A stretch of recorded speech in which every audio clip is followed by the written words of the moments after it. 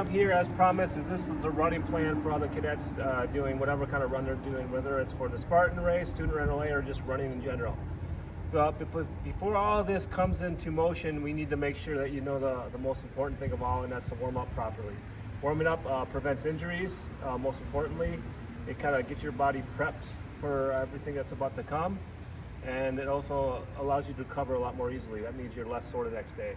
So the warm-up, so what should a warm-up consist of? As far as for myself, I recommend is the warm-up being a run. So it sounds weird for some of you, because I'm about to run, why am I going to warm up with a run? So I recommend that you run at least a quarter mile to a half a mile at a very like a shuffle pace. That's like a platoon run pace. Just kind of shuffle, get the body ready, and when you're done with that, say quarter mile or half mile run, come back and do some either dynamic stretches, which we do all the time at the post meetings, or static stretches. So a dynamic stretch, for example, is like walking lunges with some stretches, or where you just kind of moving your legs up and down, anything to get the muscles moving. And the static stretches are to stand in place with the toe touches and the leg grabs and so on.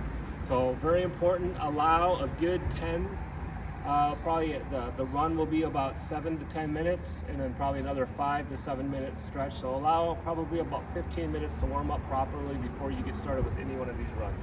What this is a running plan, a very basic running plan explaining the types of runs, kind of a run plan for a week, and how to pace yourself, and then some example speed workouts. So that's what we're going to cover today. So let's get right into it. So types of runs. Now this is very basic. There's probably 30 to 40 types of runs, but these are the basic ones. So the first thing that we need you to do with any running plan is you need to go out and do a mile as fast as you can. That's called a best pace. So basically, you're going to run a mile as fast as you can, document that, and that kind of gives you a basis or a starting point for all of your different type of runs, all these type of runs here. So as it applies to a mile run, you're also going to have a 5K, which is 3 mile, and all the way to a marathon race day, your best pace. That's like we'll call the best a race day pace. So that's a good way to look at it. Okay, so your run. So once you have your mile time, you're going to do recovery runs, and later in the video I'm going to explain what that pace is for each one of you. So a recovery run is basically, I call it about a 6 out of 10, 10 being the best pace, 5 being the middle, 6 would be a little bit more than middle, or a conversational pace. That means when you're running, you should be able to talk to the person next to you. That's a good way to look at it. And like I said, later in the video we'll explain exactly what that pace is for each one of you based on your mile best. So that's a recovery run. Now we have speed runs. So a speed run is anything faster than your mile best. And these are normally workouts where you're gonna run fast and then you're gonna recover with some rest, or like, then you could do a recovery pace or even a slower pace just to cool down or get your heart rate down before you continue with the next set. And I'll go into an example speed workout later. Then we have the long run. So a long run, and I see some of you posting this on your comments of your runs, it can be considered a slow run. So this is actually going to be slower than your recovery run. This is a good way to get some miles in, and these are beneficial. Just because they're slow runs, because you're doing a long distance, they're very beneficial, and it's kind of they're kind of fun runs to do. And long runs are of course longer than your normal runs throughout the week. And the last one I'm going to cover, like I said, there's a bunch of different types of runs, but one important run that I do quite often is a tempo run. So a tempo run is a run pace that's between your best and your recovery. And like I said, later in the video I'll explain what that might be. Okay, so your best time, your recovery time, in between that's a tempo run. So that's going to be like a 7 or 8 out of 10, probably closer to a 7 out of 10. A little more than when you're running, you should barely be able to talk to the person next to you in a tempo run.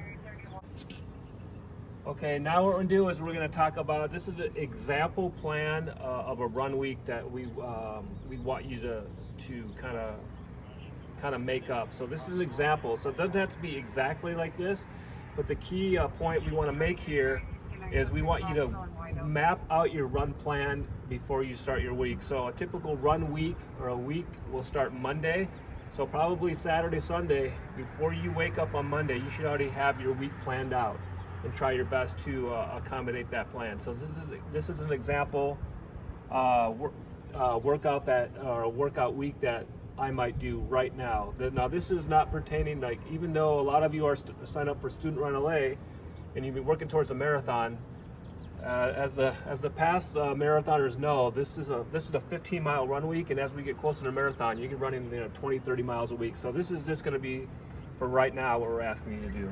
So example is Monday. Your first one will be a tempo run, 3 miles. If it's 1 or 2 miles, that's fine. This is just an example, but 3 miles tempo run. Tuesday is a recovery run, so you're kind of you might be a little bit sore from that Monday. You're gonna do a recovery run. Once again, this one says 3 miles, but you can make it 1, 2, 3 miles is fine.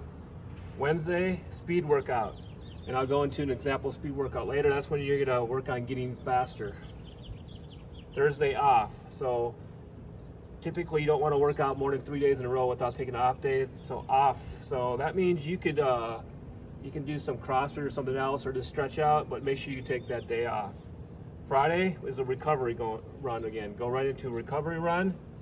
Saturday is going to be off, and then Sunday. So typically with myself, I try to save my long runs for Sunday, because typically, well, all our Student Run LA races are always on Sunday. So this is like even though this is not a race day pace, this is where I do my long runs. So long runs is obviously going to be longer than your tempo and recovery runs. For example, with this exemplar is going to be 5 to 6 miles long run, or slow pace as they say. So this is going to be slower than your recovery pace, and something you can just enjoy and have fun. And when you finish that run, you should feel like you could have gone a lot longer than you. Okay, now what we're going to do is we're going to talk about a pace chart. All right, so over on this side of the board, I have a pace chart. So the exemplar we're using is we're going to use, so whoever you are, the cadet went out there and they ran an 8:30 mile as fast as they could. So very important, when you run your mile, run it as fast as you can and make sure you don't stop. So that being said, don't take off in a sprint and then slow way down. Try to, you're going to be out of breath almost this whole run because it's your best. It's only a mile. So for this exemplar, we're using an 8:30. So if a cadet ran an 8:30 pace, when you guys go out there and do your recovery runs that we're asking you to do a couple times a week, you should be doing your recovery runs at a 10:30 pace. So try to keep that. I know you're using Strava. You can look down at your phone occasionally and see that you're keeping that pace. So try to keep it within there, because there's a purpose behind this. That's recovery pace.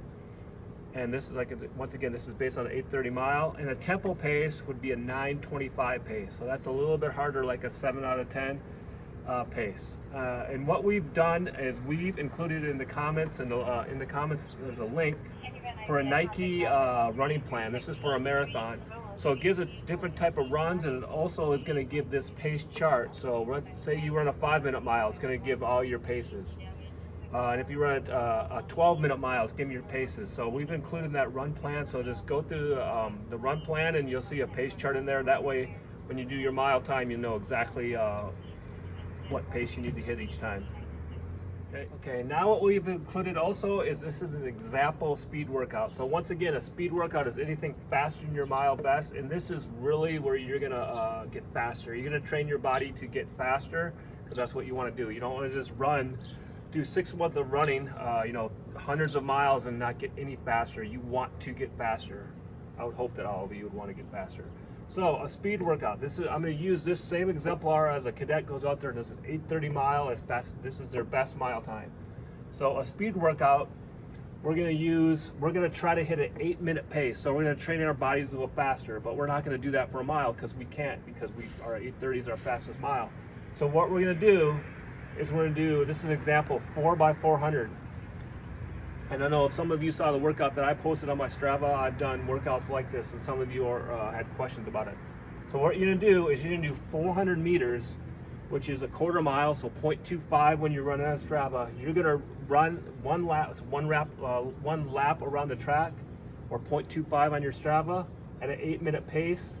Once you hit that, and then you're gonna stop and you're gonna recover. So what I do, if I'm going super fast, is I'm actually gonna stop, and I'm gonna rest probably about 2 to 3 minutes until my heart rate goes down before I start the next set. You wanna recover because you're doing this, you're repeating this 4 times on this exemplar workout.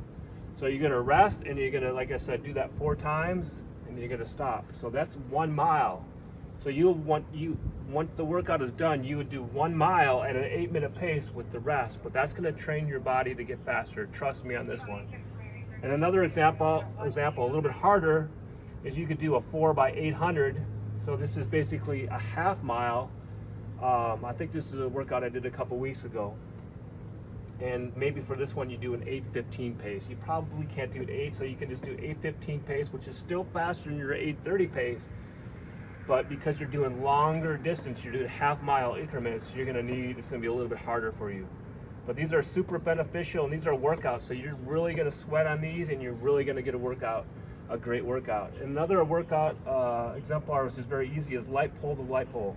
So basically, you're gonna run at maybe a recovery pace, and in between the light poles, which I don't know the exact distance, maybe it's 100 meters, you're gonna almost go into a sprint.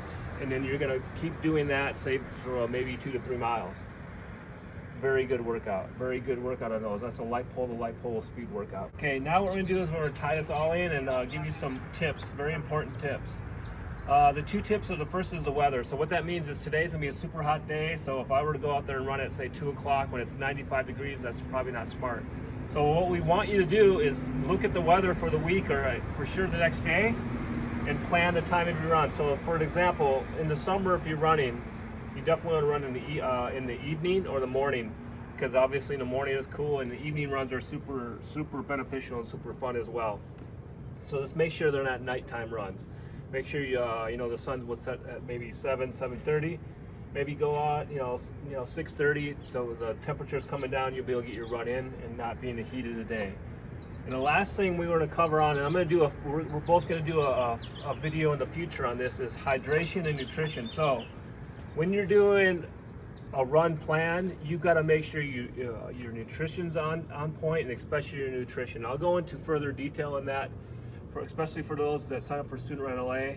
We go into give you guys a very good exemplar nutrition plan. But the key is, while you're doing this, is you need to hydrate throughout the week.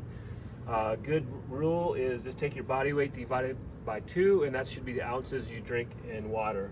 So if you say 100, maybe even though very few of you weigh 200 pounds, a good rule of thumb is maybe 80 to 100 ounces of water a day, especially when you're training. Maybe even more. If you'd like to drink water more than that, that's fine, but you've got to hydrate, because if you try to do this training plan or a run when it gets a little bit warmer, you're going to fall out. So, and like I said, we'll go into more another video that focuses on nutrition and hydration. So this concludes the video. I hope you guys liked it, and we'll see you guys soon.